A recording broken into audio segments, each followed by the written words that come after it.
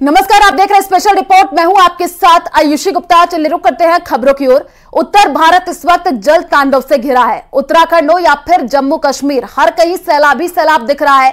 जम्मू कश्मीर में जहां नदियों और झीलों में उफान आया हुआ है, वहीं उत्तराखंड के कई शहरों में जमीन खिसकने की कई घटनाएं होने के बाद लोगों में डर का माहौल है। देखिए रिपोर्ट।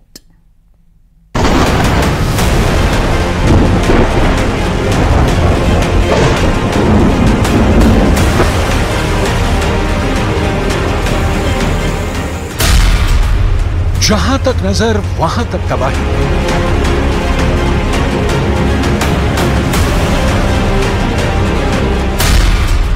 पहाड़ से मैदान तक सैलाब की गवाही।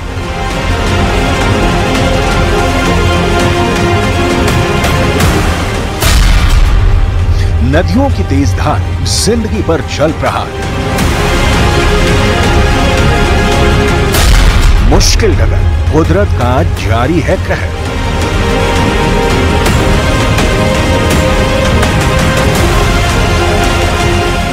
हाँ, और इस कहर ने ऐसा कोहराम मचाया है कि क्या पहाड़, क्या मैदान, जिस छोर पर नजर जा रही है सिवाय जल तांडव के कुछ नजर नहीं आ रहा। नदियां उफान पर हैं, झीलें खतरे के निशान के ऊपर हैं, समंदर में लहरों से संग्राम जारी है और पहाड़ों पर बादलों ने जैसे घर बना लिया है।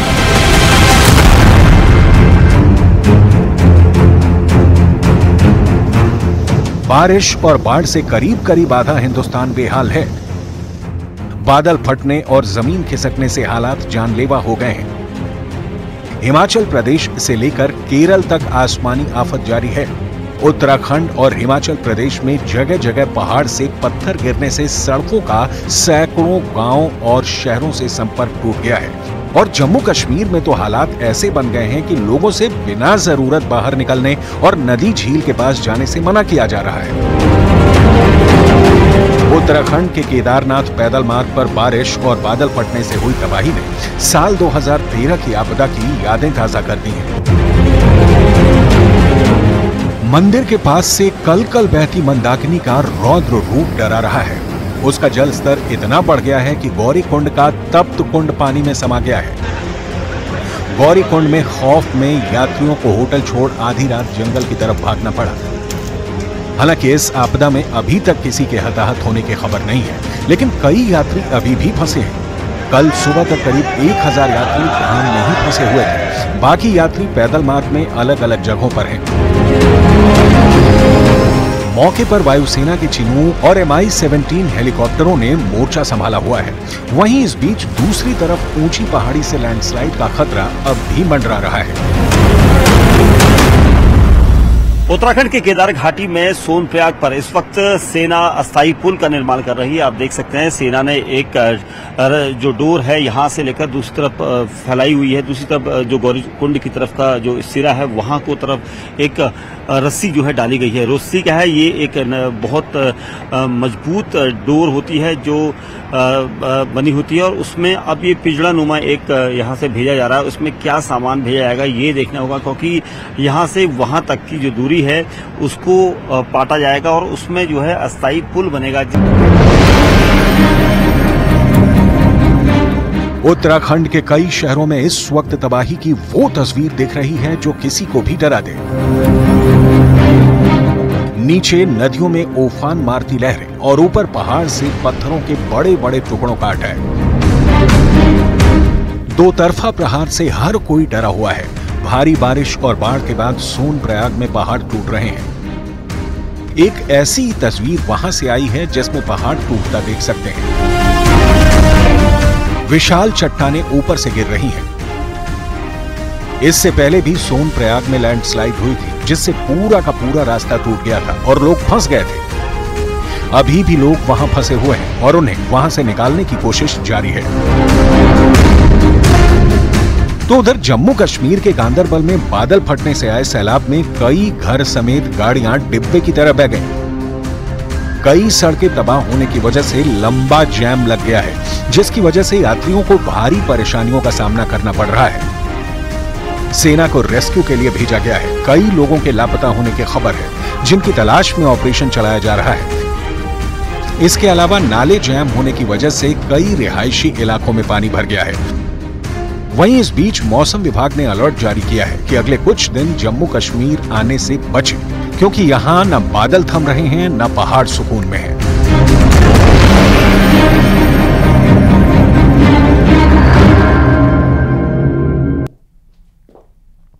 और चले रुक करते हैं अगली खबर की ओर। इस्माइल हानिया की मौत पर ईरान के रेवोल्यूशनरी गार्ड ने बड़ा दावा किया है। दावा यह है कि हमास चीफ को मिसाइल अटैक में मारा गया है और इसमें इजराइल की मदद अमेरिका ने भी की है। लेकिन इससे भी बड़ी खबर गाजा से है, जहां हानिया के राइट हैंड यान सिनवार को सुरंग के अंदर घेर लिया गया है। देखिए रिपोर्ट।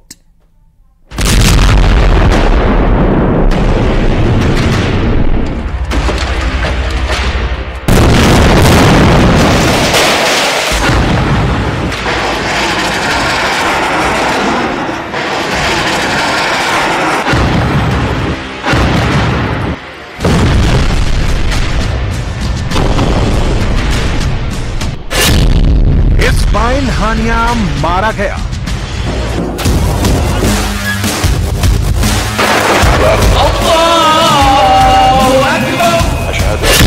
मोहम्मद ताइफ मारा गया।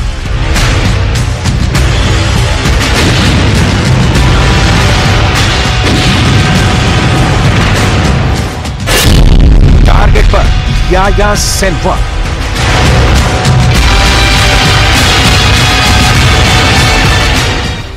गाजा पूरी तरह तबाह है। रफा में भी कोई सलामत नहीं। ठीक वही तस्वीर अब वेस्ट बैंक के तुलकरम की दिखाई देने लगी है। हर ओर तबाही, हर तरफ बर्बादी, हर तरफ गोलियों की गूंज, हर तरफ खंडहर। रॉकेट धमाके से जमींदोज हुए मकान, मिसाइल की मार से तबाह हुई बस्तियां, टैंकों के गोले से धुआं धुआं हुई गलियां। इजरायल ने तुलकरम को बारूद से पाट दिया है।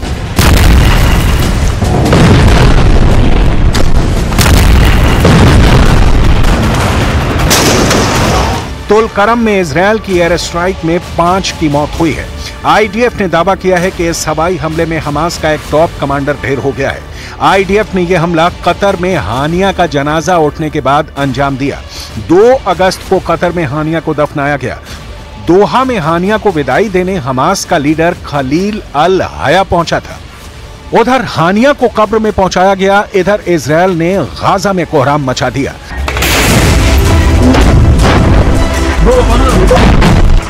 3 अगस्त की सुबह से भीषण बमबारी कर इजरायल ने गाजा पट्टी के उत्तर में एरेज क्रॉसिंग पर भारी तबाही मचाई है।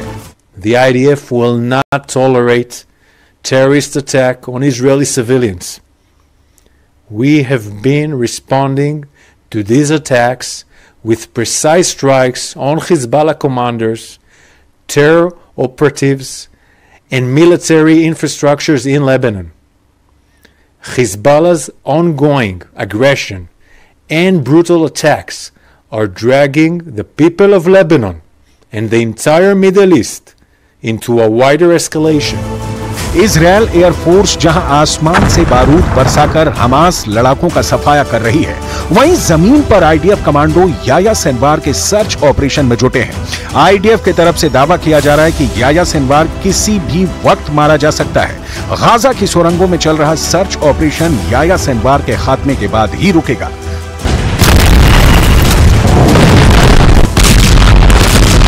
आईडीएफ की तरफ से दावा किया जा रहा है कि याया सिनवार किसी भी वक्त मारा जा सकता है। गाजा की सुरंगों में चल रहा सर्च ऑपरेशन याया सिनवार के खात्मे के बाद ही रुकेगा।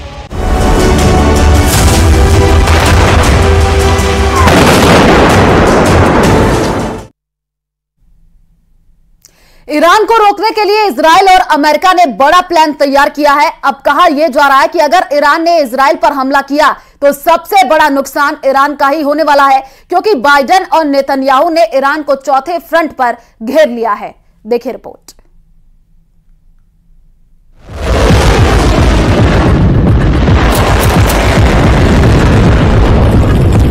Publicly condemn it and resolutely fight it without exception.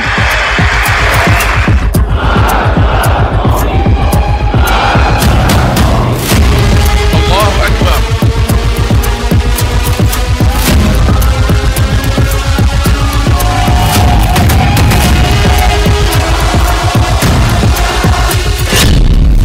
हानिया की कसम, गाजा बनेगा इजराइल।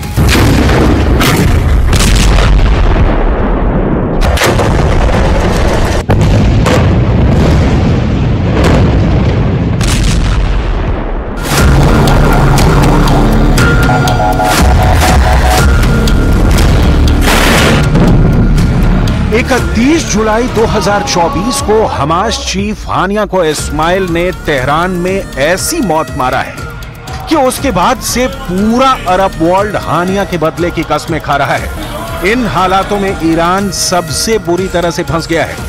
ईरान के पास सिर्फ एक रास्ता बचा है, इजराइल को गाजा बना दो, वरना इजराइल और अमेरिका मिलकर ईरान को दूसरा गाजा बनाने में जरा भी देरी नहीं करेंगे और इसकी भीषण तैयारी पूरी हो चुकी है।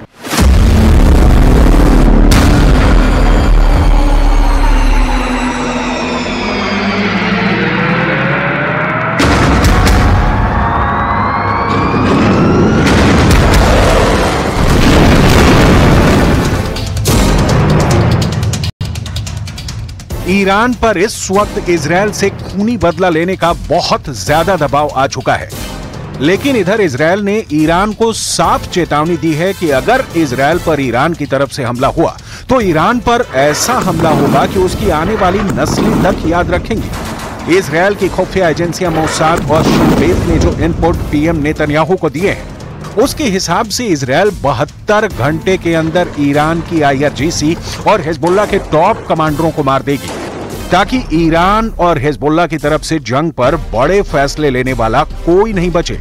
इधर इजराइल को अमेरिका से जबरदस्त साथ मिलने लगा है, जिसने पूरे मिडिल ईस्ट को आग में झोंकने का काम किया है। जरा देखिए समंदर में कैसे अमेरिकी नौसेना के घातक युद्धपोत इजराइल का साथ देने के लिए पहुंच रहे हैं। ईरान और हिजबुल्लाह के हमले को देखते हुए अमेरिका ने अपनी सेना को समंदर में उतार दिया है। जानकारी के मुताबिक अमेरिका ने मिडिल ईस्ट में अतिरिक्त लड़ाकू विमान और नौसेना के युद्धपोत उतारे हैं। मध्य पूर्व और यूरोप में अतिरिक्त नौसेना क्रूजर और डिस्ट्रॉयर भेजने की मंजूरी अमेरिकी रक्षा मंत्री लॉयड ऑस्टिन ने दे दी है। अमेरिका ईरान की घातक बैलिस्टिक मिसाइलों को मार गिराने की तैयारी कर चुका है। इसके अलावा अमेरिका में लड़ाकू विमानों का एक अतिरिक्त स्क्वाड्रन भी ईरान से मुकाबले के लिए तैयार हो चुका है। अमेरिका के रक्षा मंत्री लॉयड ऑस्टिन ने USS Abraham Lincoln career strike group को तैनात करने का ऐलान कर दिया है। इसको लेकर पेंटागन ने कहा है कि इससे land based ballistic missile defence system और ज्यादा मजबूत होगा और ईरान और हिजबुल्लाह जैसे दुश्मनों को तबाह करने में जबरदस्त मदद मिलेगी। סגרנו חשבון עם מוחסן ונסגור חשבון עם כל מי שפוגע בנו, כל מי שטובח בילדינו, כל מי שרוצח את אזרחינו, כל מי שפוגע במדינתנו, דמו בראשו. هذه مواقف تاريخية، مواقف رجال، مواقف عظماء يقولوا الموقف في الوقت المناسب. هذه جريمة لضيف على الجمهورية الإسلامية لا بد أن يدفع مرتكبها وهو الاحتلال الإسرائيلي أن يدفع الثمن. الآن نترك تدفيع الثمن للجهات المختصة، والقسام اليوم أعلن أن الاحتلال لن ينجو من العقاب وقد فتح الآفاق للمقاومة. لنترك الميدان يحدد كيف ترد الأمة.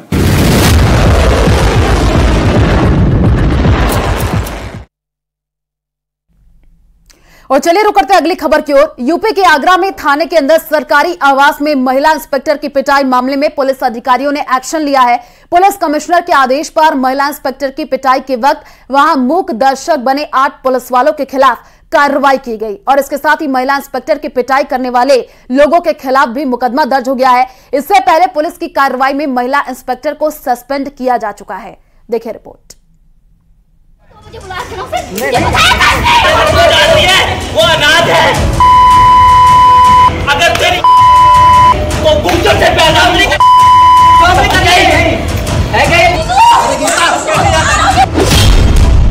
आगरा में अपने ही थाने में पिटती रही इंस्पेक्टर।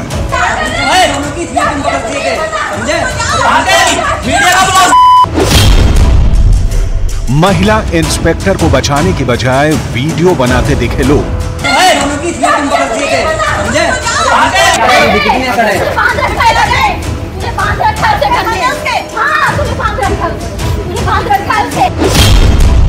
प्रेमी इंस्पेक्टर के साथ पकड़ी गई थी महिला इंस्पेक्टर।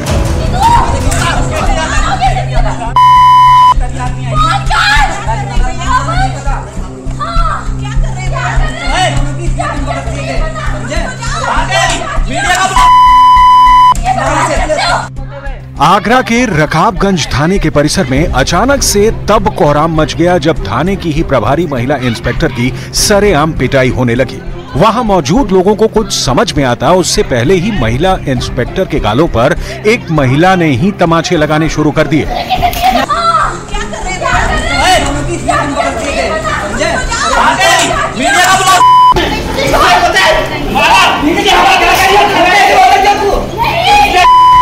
आगरा के रकाबगंज थाने के परिसर में हुए इस हाई वोल्टेज ड्रामे के पीछे की इनसाइड स्टोरी जानकर सब हैरान रह गए।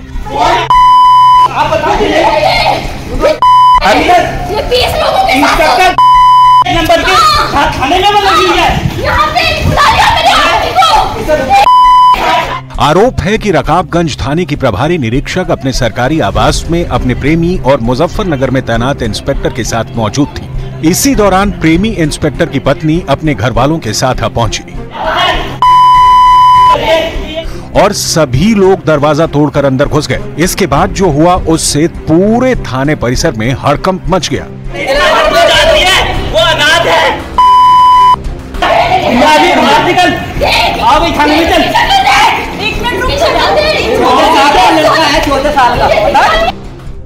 अंदर से महिला इंस्पेक्टर और उनके प्रेमी को घसीट कर बाहर लाया गया।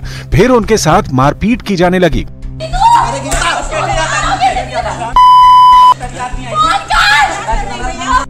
एक महिला ने महिला इंस्पेक्टर को पकड़ लिया, दूसरी महिला ने गाल पर चांटे मारे।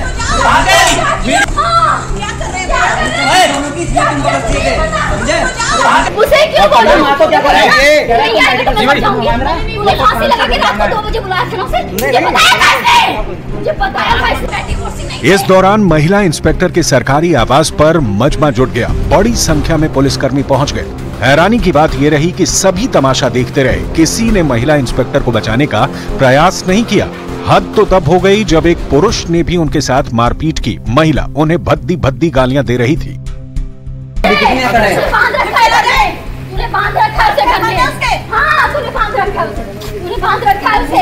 थाने में अपने ही सरकारी आवास के बाहर महिला इंस्पेक्टर पिटती रहीं।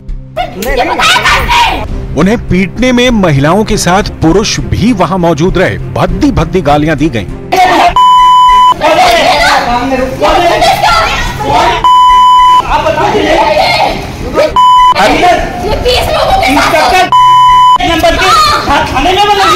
इन सबके बावजूद वहां मौजूद पुलिसकर्मियों ने ना उन्हें बचाने का प्रयास किया, बल्कि इस घटना का वीडियो बनाते रहे। सवाल यह है कि आखिर पुलिस वाले खामोश क्यों थे? बीच बचाव करते, दोनों पक्षों को थाने लेकर जाते, पुलिस का जो कर्तव्य था उसे निभाते। लेकिन पुलिस तो तमाशा देख रही थी, मूक दर्शक बने खड़ी थी।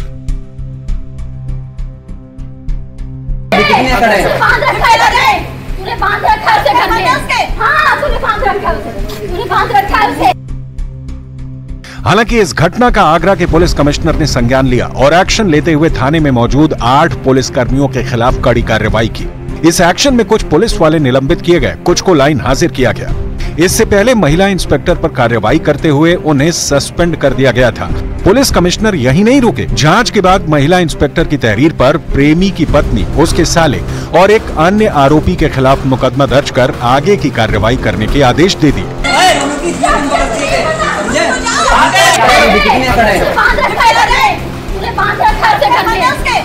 सागर से ऐसी तस्वीर आई जिसने सबको दहला दिया। 9 घर के चिराग बुझ गए। संडे का दिन है, गांव में मां कथा का आयोजन था। आपको बता दें कि शिवलिंग का निर्माण हो रहा था। बच्चे जर्जर मकान के बगल में पूजा कर रहे थे, तभी भरभरा करके जर्जर मकान की जो दीवार है वो गिर गई और फिर सुनाई दी तो केवल चीख और पुकार। देखिए रिपोर्ट। बुझ गए 9 चिराग, मौत की दीवार, मातम, चीख पुकार, जर्जर मकान, जमींदोज जिंदगी, मासूमों की मौत, कौन गुनहगार? मलबे में सपनों ने तोड़ा दम। अनकही फरियाद मेरा लाल लौटा दो। इस मलबे में न जाने कितने परिवार के सपनों ने दम तोड़ा है। इस मलबे में वो मातम है जिससे हर कोई गमगीन है। एक साथ 9 घरों के चिराग का बुझ जाना महसूस कर रहे हैं क्या इस दर्द को? समझ सकते हैं उन माओं की चित्कार को जिन्हें उनका लाडला कलेजे का टुकड़ा अब कभी दिखाई नहीं देगा। देखते ही देखते खुशियां मातम में बदल गई। सागर से 50 किलोमीटर दूर शाहपुर गांव में हरदौल मंदिर में शिवलिंग निर्माण महाकथा का आयोजन था। संडे का दिन था। बच्चे भी बड़ी खुशी खुशी आए, लेकिन मौत के मुंह में ऐसे समा गए कि पूरे गांव में हर कोई दहल उठा। सागर में बारिश का कहर जारी है। 2 दिनों से आसमानी आफत बरस रही है जो तबाही लेकर आई उन परिवारों के लिए जिनके बच्चों की मौत इस जर्जर मकान के गिरने से हुई। दरअसल जर्जर मकान के बगल में बच्चे पूजा कर रहे थे, तभी 50 साल पुराने इस मकान की दीवार भरभरा कर गिर गई। दीवार गिरी और 9 बच्चे मौत के मुंह में समा गए। जेसीबी से मलबा हटा तो बच्चों की लाशें दिखाई दी। 8 से 15 साल की उम्र थी उन मासूमों की। घायल 2 बच्चे अस्पताल में भर्ती हैं। सागर हादसे के बाद सीएम डॉक्टर मोहन यादव सख्त नजर आए। दोषियों पर कार्रवाई की जाएगी। एक दुखद घटना सागर जिले में हुई है, जहां निजी भवन के पास कुछ बच्चे खेल रहे थे और वहां बच्चों को दबने की सूचना मुझे मिली है। मैंने माननीय मंत्री गोविंद सिंह जी, हमारे माननीय विधायक शैलेंद्र जी सबको मौके पर भेजा है। माननीय गोपाल भार्गव हमारे नेता सहित सब लोगों से कहा है और जो घटना घटी है इस संबंध में पहले तो राहत के सारे प्रबंधन करें और उम्मीद करेंगे कि ये जो निजी भवन इस प्रकार के घटना घटते हैं जिनके संबंध में सरकार तुरंत पूरे प्रदेश के लिए एक बार फिर कार्रवाई कराने की बात करेगी। आखिर जिम्मेदार क्यों लापरवाह हो गए? क्यों जर्जर मकानों को पहले चिन्हित नहीं किया गया? मासूमों का गुनहगार कौन कौन है? सागर में पंकज प्रजापति के साथ bureau report, news 18, Madhya Pradesh, Chhattisgarh.